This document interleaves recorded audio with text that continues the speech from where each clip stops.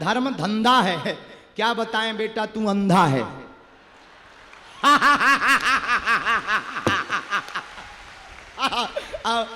मित्र ये हमारी खबर जरूर भेज देना जिसने ये कहा था कि ये गुरु पूर्णिमा ये धर्म नहीं है धंधा है। बेटा क्या बताएं तू और तेरा बाप अंधा है। आओ आओ, और ज्यादा फंसोगे हम खानदान को बना देंगे। आओ, इसलिए very very thank you very much. किसी उनके ही मित्र ने और हमसे भी जुड़े हुए व्यक्ति ने उनको कहा है कि ये गुरु पूर्णिमा धर्म नहीं है धंधा है। इस पर आपका क्या विचार है? जिसने भी ये कहा वो कोई अधिकारी है, आप अपना प्रकाश इस वाणी पर डालें। प्रिय मित्र, जिसने भी ये कहा कि धर्म गुरु पूर्णिमा धर्म नहीं धंधा है, याद रखना उस आदमी ने अभी अपने आप को जाना ही नहीं है। क्योंकि इस दुनिया में ऐसा कोई विषय नहीं है जो धंधा ना हो।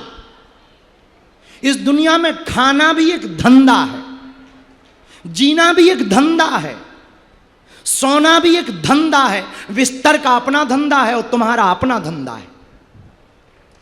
इस दुनिया में ऐसा कोई विषय नहीं जो धंधा ना हो। पति पत्नी का भी आपस में अनुबंध है, वरना तलाक हो जाता। पिता पुत्र का भी आपस में कोई ना कोई स्वार्थ है, वरना दोनों अलग हो जाते हैं। उसी प्रकार गुरु और चेला दोनों का स्वार्थ है। शिष्य को चाहिए, याद रखना हम सदा बोलते हैं हम कभी भी तुम्हारे पापों को नहीं मिटा सकते हो। इस भरोसे में तुम मत रहना कि हम तुम्हारे पापों को मिटा सकें। और जो तुम्हें पाप को मिटाने का डर दिखाए, समझना वो अपनी कंपनी की टॉर्च बेच रहा है। इसलिए मेरे पागलों, मेरे प्रिय मित्र जिन्होंने भी ये कहा और आपने कहा कि आपसे भी वो जुड़े हैं, हमें लगता है वो आदमी हमसे जुड़ा ही नहीं, वरना इतनी मूर्खता वो कभी करता ही नहीं। और प्रिय मित्र एक बात और, आपने कहा कि इस पर ऐसा प्रकाश डालो कि गुरु पूर्णिमा की महिमा बहुत आगे बढ़ सके। प्रिय, जिसे गुरु समझ में नहीं आएगा, जो अपने आप को नहीं समझ पाएगा, वो गुरु पूर्णिमा की महिमा को क्या खाक जानेगा। जिसकी शादी हुई नहीं वो लुगाई का सुख क्या हलवा जानेगा। ये तो बेफिजूली की बातें कह रहे हो तुम कि उसको गुरु पूर्णिमा की महिमा बताओ। जिसने कभी देखा ही नहीं गुरु को, जो कभी चेला ही नहीं बना, वो क्या खाक जानेगा गुरु पूर्णिमा की महिमा को। इसीलिए प्रिय मित्र, आप इस चक्कर में मत पड़ो कि हमें दुनिया को सुधारना है। तुम तो इस चक्कर में पड़ो कि तुमने गुरु से क्या पाया है। हमको एक आदमी की बात याद आती है। एक अंधों की टोली किसी गांव में रहती थी। एक यूनान की कथा है, बहुत प्रसिद्ध कथा है यूनान की। एक अंधों की टोली किसी गांव में रहती थी यूनान में। वहां पर एक अंधा आदमी किसी बगल के निमंत्रण में जाता है, तो बाकी अंधों ने उससे पूछा कि तुम कहाँ गए थे। उसने कहा तुम्हें खबर नहीं, बगल में भंडारा चल रहा था, मैं बगल के गांव में भंडारा करने गया था। तो 4-5 आंख वाले लोग भी उसके साथ गए थे, मुझे वो लोग ले गए। तो बाकी अंधों ने पूछा कि भंडारा तो हमने भी पाया, पर हमने यहीं पाया, तूने बगल के गांव में क्या खास भंडारा पाया है, कुछ अलग से पाया क्या। उसने कहा बाकी तो सब ठीक था, पर खीर बहुत गजब की थी। तो बाकी अंधों ने पूछा कि वो खीर कैसी थी। अब अंधा आदमी क्या खाक बताए, तो आंख वालों ने कहा कि वो खीर सफेद थी। अब अंधों को सफेदी से क्या लेना देना। तो बाकी अंधों ने पूछा कि वो सफेद कैसी, बोले बगुला जैसी। तो अंधों ने पूछा कि बगुला कैसा है। तो एक आंख वाले आदमी ने कहा कि हम बता देते हैं। उसने थोड़ा हाथ टेढ़ा किया, बोले दरअसल बगुला ऐसा था। तो अंधे ने हाथ पकड़ करके देखा, ओ हो बड़ी गजब की टेढ़ी खीर थी। अब जिसे दिखाई ही नहीं देता, आप उसको क्या खाक अनुभव कराओगे। इसलिए प्रिय मित्र याद रखना, आप किसी को अनुभव तब तक नहीं करा सकते जब तक वो चखेगा नहीं, और जब चख लेगा तो फिर वो बोल नहीं पाएगा। क्योंकि जो डूब जाता है वो कभी नहीं चिल्लाता है कि मैं डूब गया मुझे बचाओ। जो डूब नहीं रहा, डूबने जैसी स्थिति में है, वही चिल्लाता है कि मुझे बचाओ मैं डूब रहा हूं।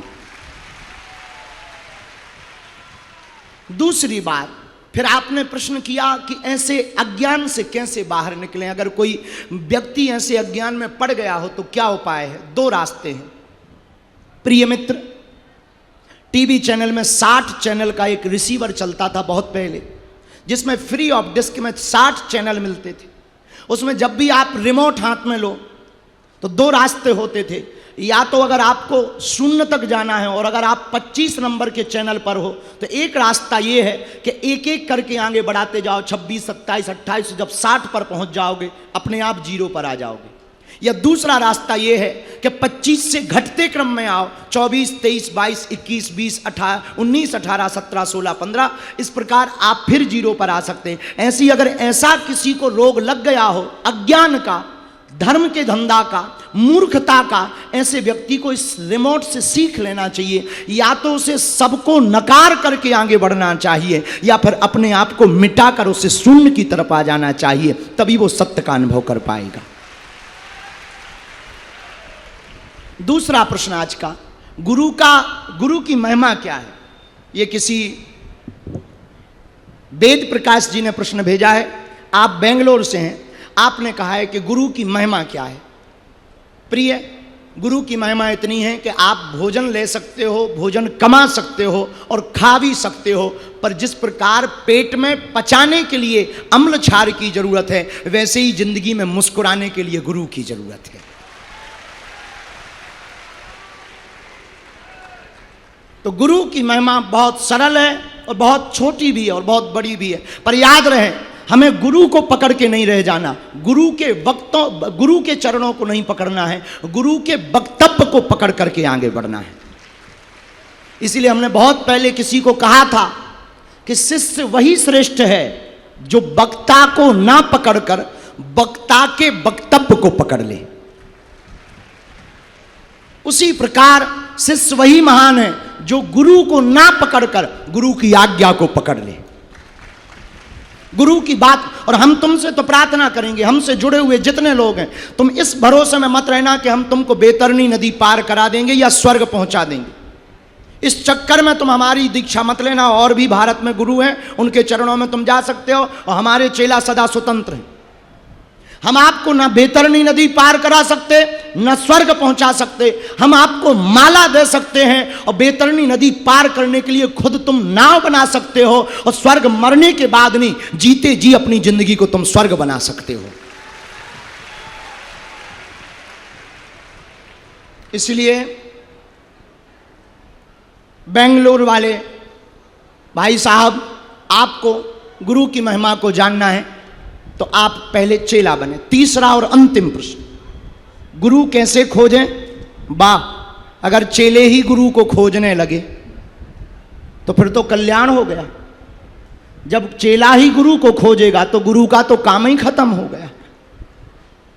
आपने कहा गुरु कैसे खोजें, अच्छा गुरु कहां पाएं? बहुत से कालनेमी गुरु भी हैं, तो क्या कालनेमी चेले नहीं हैं? केवल गुरु ही कालनेमी दिखाई पड़ रहे हैं, नक्कटा। धन्य है वेद प्रकाश जी, नाम बड़ा प्यारा है वेद प्रकाश, पर प्रकाश तुम्हारे घर में तक ना हुआ। नाम में भर प्रकाश है, खुद में प्रकाश का बिल्कुल भी नहीं है। कम से कम लाइट ही जला लेते, प्रकाश ना होता। अब तुम अगर गुरु को खोजोगे तो तुम गुरु के भी गुरु हो गए। जो गुरु को खोजे वही गुरु हो गया। भाई कोई कहे कि हम तो अपने मास्टर को चेक करेंगे कि वो पढ़ा लिखा है कि नहीं, फिर तो वो मास्टर का बाप चेकियर हो गया। इसीलिए गुरु को खोजना नहीं है। प्रिय वेद प्रकाश, तुम्हारे नाम में अंधकार होना चाहिए, पर प्रकाश है तो हम प्रकाश ही बुलाएंगे। प्रिय वेद प्रकाश, गुरु को खोजना नहीं पड़ेगा, स्वयं के अंदर पात्रता आ जाएगी तो करोड़ों लोगों में गुरु खोज लेगा। यही हमारा चेला है। फिर आपने कहा कालनेमी बहुत हैं, बिल्कुल कोई संदेह नहीं। कल भी हमने कहा था, गुरु ढूंढिए जानकर, पानी पीजिए छान कर। गुरु को आप बहुत खोजबीन करके ढूंढो, पर तुम गुरु को मत खोजो, अपने में पात्रता को खोजो। तुम्हारे जैसा मिलता जुलता गुरु अपने आप तुमको प्राप्त हो जाएगा। आपके अंदर पात्रता आ गई तो आप पा जाओगे। और याद रखना, भगवान रूठे, ये कोई डरावनी वाली बात नहीं है, स्पष्ट बात है। भगवान रूठे तो तुम्हें गुरु बचा सकता है, पर अगर गुरु रूठ जाएगा तो तुम्हें कोई नहीं बचा पाएगा। इसलिए सावधान, बहुत गंभीर है। नारद जी की कथा याद आती है, फिर वाणी को विराम। नारद जी एक बार भगवान विष्णु के पास गए, भगवान कृपा करो हम पर। भगवान विष्णु ने कहा, तुम पर हम कृपा तब करेंगे जब तुम किसी गुरु के चेला हो जाओगे। नारद जी ने कहा, महाराज हमें क्या जरूरत गुरु की, जो पाना था वो हमने पा लिया। बहुत से चेलों को यही अभिमान होता है कि हमको गुरु की क्या आवश्यकता है, हम अपने आप में ही गुरु हैं। और बुरा मत मानना, थोड़ी सी पढ़ाई लिखाई करने वालों को जितना ज्यादा पेट का अजीर्ण होता है ज्ञान का, उतना किसी और को नहीं होता है। पुरानी कहावत है, अध जल गगरी छलकत जाए। कोई दो चार किताबें क्या पढ़ ले, उनके दिमाग खराब हो जाते।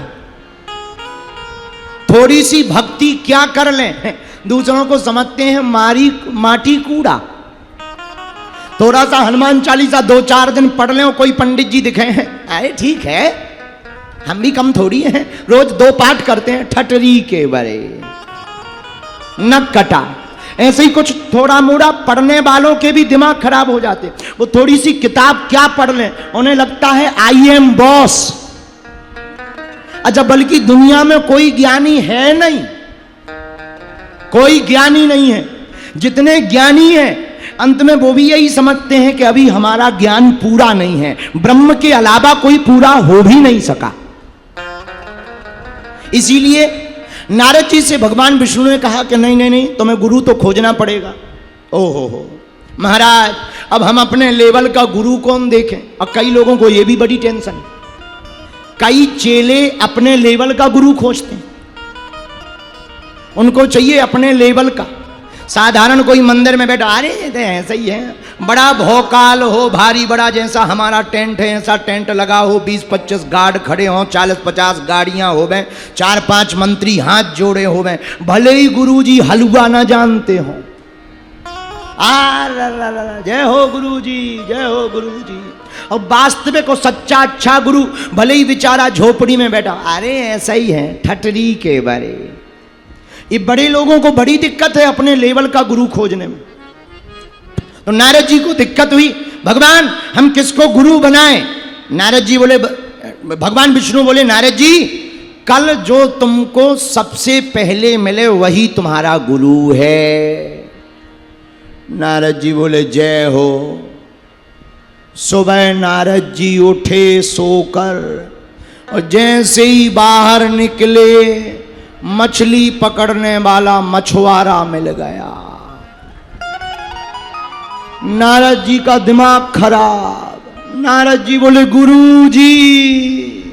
मछुआरा बोला, महाराज पगले आ गए का, सठे आ गए का, हम मछली पकड़ने वाले, आप देखो इतने बड़े महर्षि देवर्षि क्या करने वाले हो।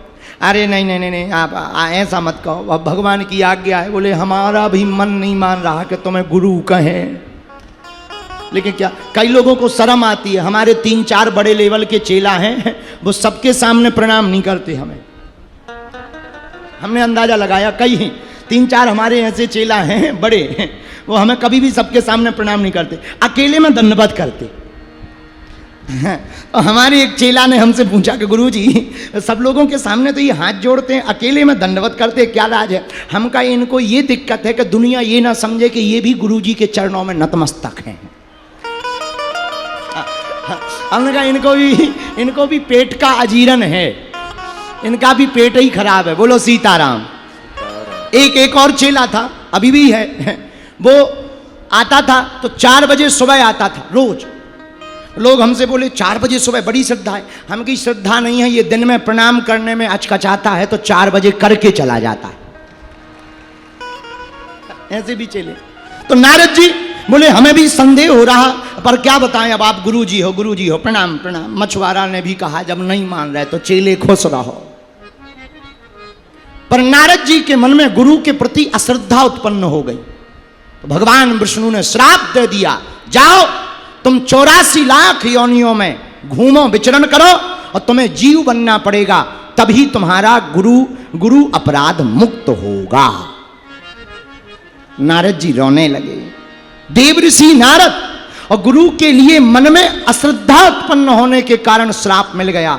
आंखों से आंसू आ गए। प्रभु हमको क्षमा करो।